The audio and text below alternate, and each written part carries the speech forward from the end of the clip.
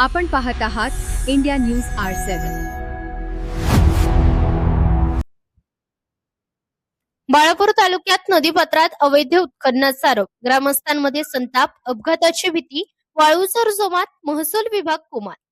बाळापूर तालुक्यातील लोहारा, काजीखेळ, नागत, सागत, सोनाळा, बोरगाव, वैराळे, हातरोड, निंबा, जानोरी, मेळ, आगर आदी गावांच्या परिसरातील नदी व नालेपात्रातून मोठ्या प्रमाणावर अवैध वाळू व माती उत्खनन सुरू असल्याचा गंभीर आरोप ग्रामस्थांनी केला आहे.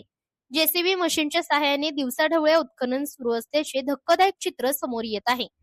लोहारा नदी 3 भागात विभागलेली असून त्यापैकी केवळ पहिल्या भागाचा लिलाव झाल्याची माहिती आहे. दुसरा व तिसरा भाग लिलावाविना असतानाही पुलाजवळ मोठ्या प्रमाणावर वाळू उत्खनन सुरू असल्याची चर्चा आहे. दिवसाढवळ्या जेसीबीने वाळू काढली जात असल्याने प्रशासनाच्या भूमिकेवर प्रश्नचिन्ह उपस्थित होत आहे.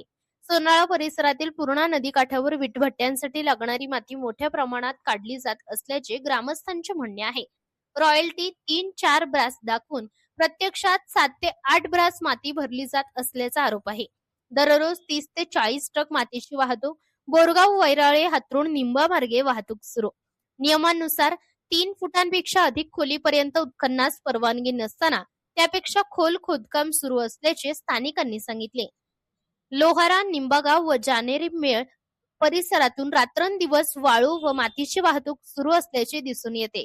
40 ते 45 टिप्पर, 40 ते 50 ट्रॅक्टर, 30 ते 40 ट्रक निंबा फाटा चौकातून ही वाहतूक अकोला व आसपासच्या गावांकडे होत असल्याची माहिती आहे.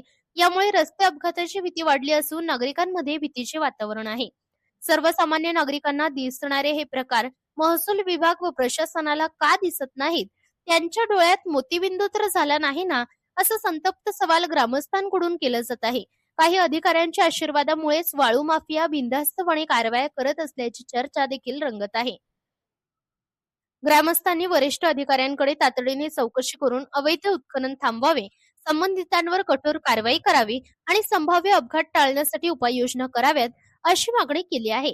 इंडिया न्यूज R7 साठी काझी मेहंदी हसन, बाळापूर.